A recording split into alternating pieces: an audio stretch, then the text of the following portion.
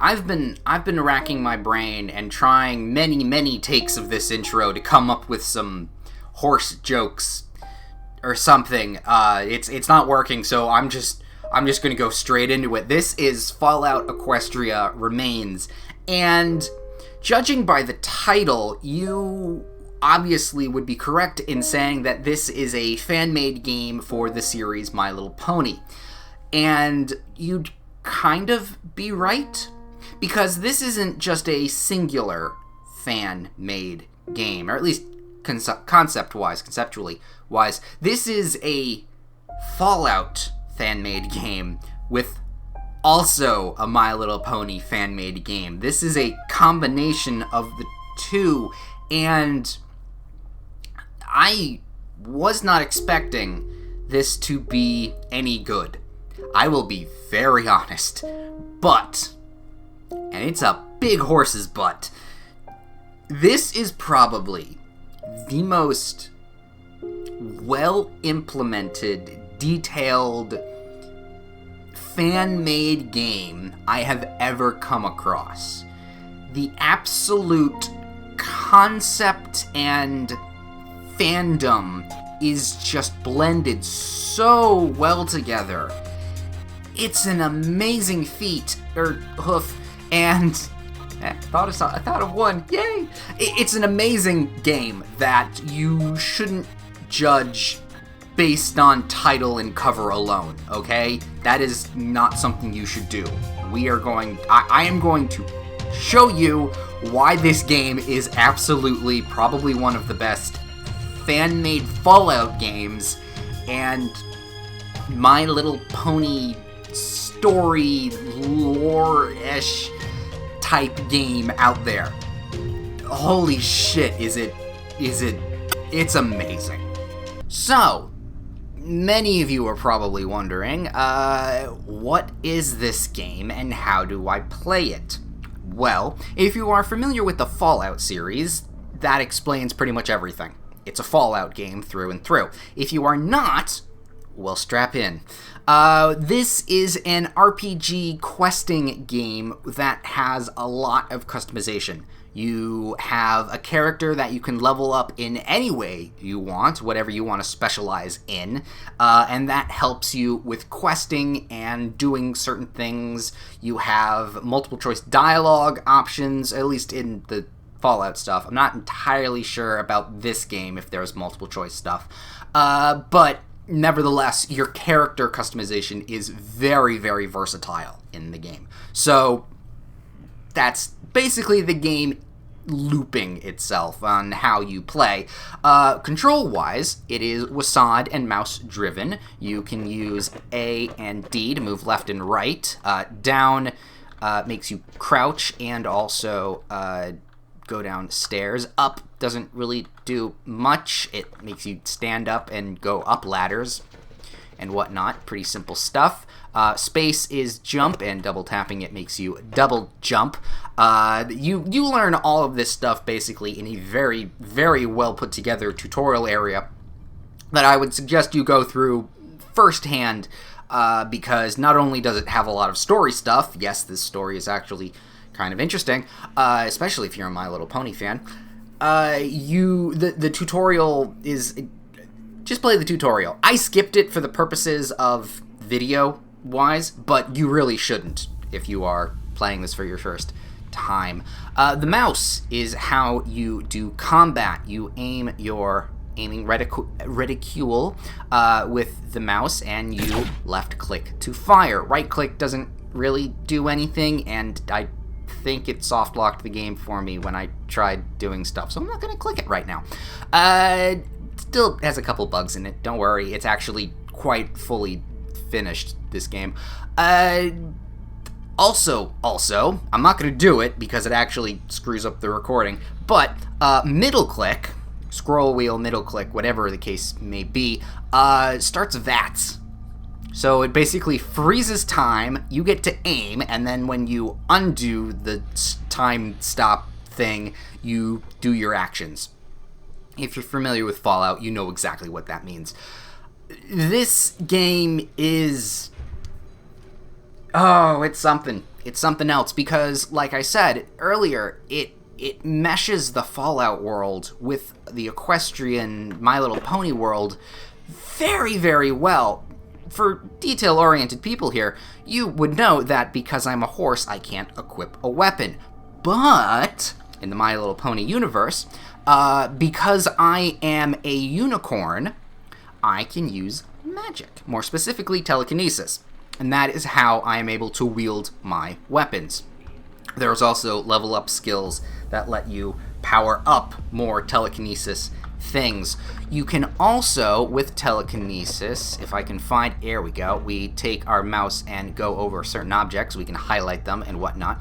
If we go over here, we can see an ammunitions box that's locked. We can, very low chance, successfully lockpick it, but we can also press Q to telekinesis and then kind of drag it around the map a little bit. Press Q again, and you can drop it. You can do this, you use this not only for getting things that are in hard-to-reach areas, but also to do platforming.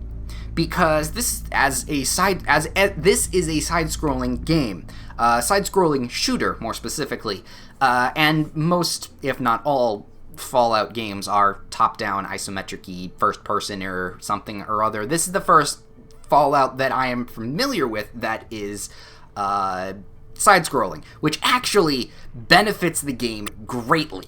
Like, I think the next, like, Fallout game should be side-scrolling, because this is implemented very, very well. Anyway, that is basics of whatnot. Also, F is, like, to kick, and Shift F is to, like, really kick. It's a minor melee attack, although we do have other melee abilities. We can... You interact with things, also, by pressing E, and you will automatically pick up certain things that you find and whatnot. So now this box is empty. If we highlight over it, we will see empty, and we can telekinesis it to maybe throw it around, move it onto platforms. Final bit of things, pressing down and space lets you go down little areas and whatnot. So yeah, that is the game in a nutshell of control-wise. Basically, if we're gonna use the scroll wheel here to select our bat, we can't interact with that quite. I'm probably forgetting a mechanic. There's a lot of mechanics in this game. This is why I really suggest you going to do the tutorial and whatnot. Nevertheless, on we go. Oh, that right there is quick travel thing. You don't actually explore a world. There are set locations, including home base and whatnot. So yeah. Also, this is a technically randomly generated dungeon. I'm not entirely sure like what is and isn't randomly generated. So there's still a lot of stuff that I am unfamiliar with. Because this was not a thing I found earlier. But nevertheless, oh, this is a little horseshoe. Pick it up to gain a little bit of experience. So those are dotted around the place. Ow! Ah, trap got me. That's great. Okay, well, I sprung the trap, and it's done now, so yay. Success chance of doing that is a no. If you have the... Oh, ow!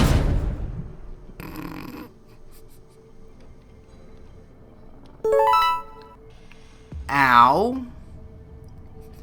So yeah, that's a bit Fallout-y dickishness. If you... Nope. Oh, shit. Oh boy, that was scary. Yes, so that completely cut off my train of thought entirely. There are death mechanics, as you just, you know, experienced with me, for a very inopportune moment. And I was also going to point out that those little weird blue dots that you've been seeing all around were were enemy noises and whatnot. So you can kind of, even though you don't have map visibility, you can still kind of see things in the world. Right there. Oh shit.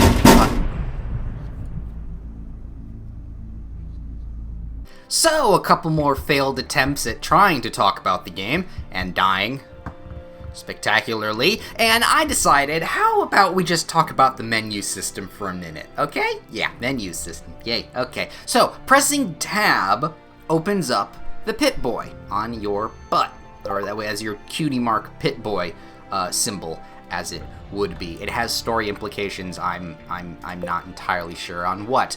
If we take a look around, we can see quite a few status stuff things. We have our, personal pony stats of what we can do and what we're very, very not capable of doing and hurt and whatnot. We have our skills. We don't have any points to put in those skills, but when we do, we can put in skills to get us,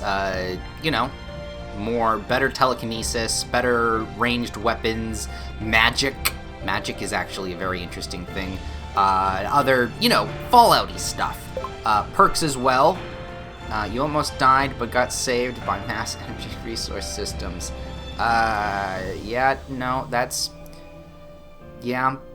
Death and whatnot. I don't have any status effects, and my health is really, really shit. If we go into our inventory system, we can set up our, inventory. If we go over and say, I want the pistol now to be on quick slot 1, or quick slot 2, because you can go, numbers 1, 2, 3, 4, 5 above Wasad.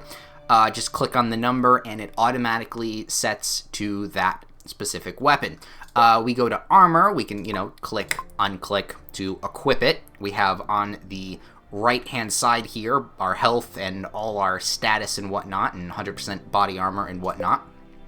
Equipment also lets us use healing and save stuff. I know there's a button for using, quick healing and whatnot. I do not remember it. This is why I probably should have redone the tutorial after so long. We got other stuff of sellables. We got ammunition of things we don't really carry.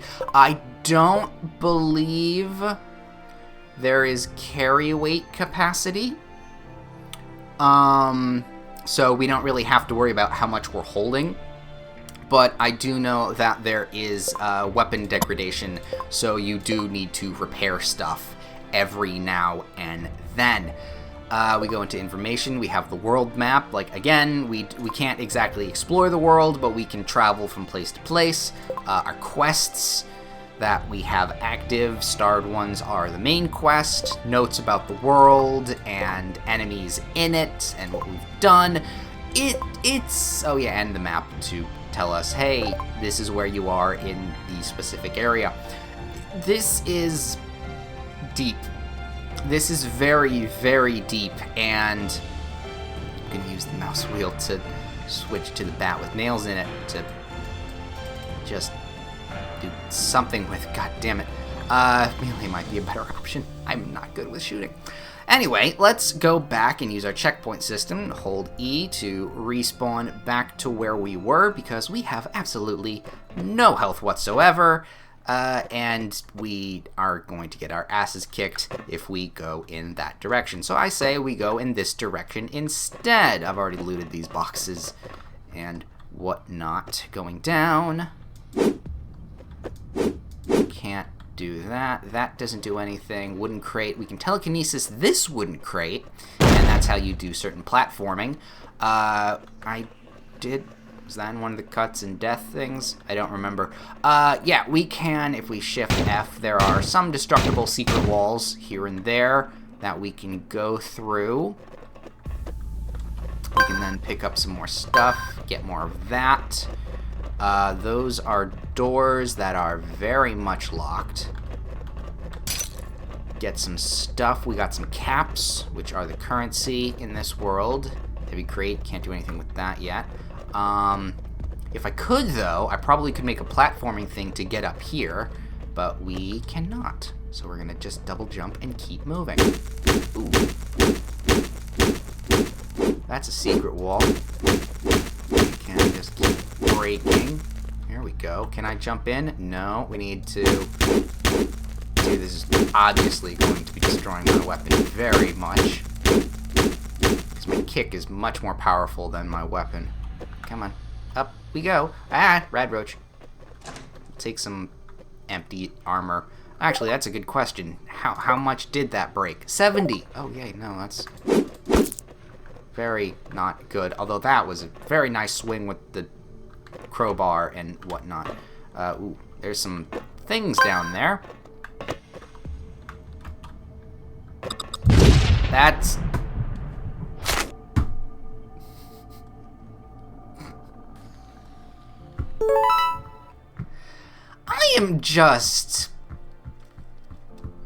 I am not careful where I step. I need to put some perks into perception. Anyway, I'm not gonna fully go through the game, like, a whole bunch of stuff. This is a very good snippet of what you can expect of this game. It has really good equestrian My Little Pony world building, references, but also game mechanics that actually feed into the Fallout game world. It's an odd fan-made game, but it's absolutely 100% a labor of love that is fully realized and works. Absolutely. So if you are a Fallout fan, this is a very good Fallout game. If you are a Fallout fan that also enjoys My Little Pony, go play this game. You will absolutely love it. The link to this game is in the description below. My name is Ben Darkarts, and a final note to point out, when researching more about this game, and trying to, tell you about it, it's, I think, Polish or Russian developers, because I don't understand. The webpage for this thing is in a language I do not understand, so I do not have the full grasp of information that I probably should. So I'm going to assume, because this is version 1.1, that this is a done, I'm air quoting, done game, but they're probably still working on it here and there, so things may change in the future. When I found this game, I think it wasn't even in 1.1 release out stuff, so keep in mind the game may change a little by little. If there are bugs, they're probably working on it. If not, and this game is done and they've said, hey, it's done, we're not working on it anymore, it's still a great game. So if you do speak whatever language that is, give me a heads up, because I want to know. I actually really want to know. This is a very interesting game and I really like it. So it's very unique. And I absolutely adore unique games. So, go play this game, enjoy it, I guarantee it that you will.